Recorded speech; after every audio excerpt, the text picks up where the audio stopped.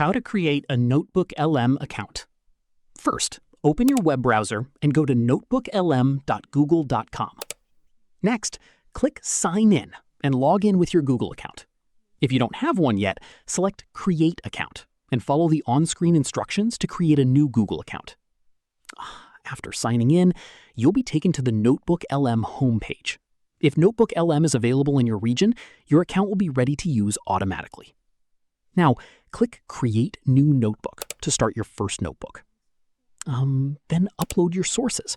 You can add PDF files, Google Docs, text, web links, or other supported documents. NotebookLM will analyze your content and use it to answer questions and generate summaries. Give your notebook a name by clicking Customize.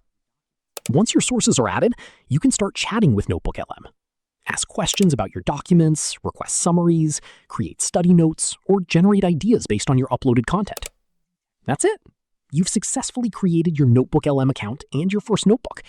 If this tutorial helped, don't forget to like this video and subscribe for more Google AI tutorials, productivity tips, and easy tech guides.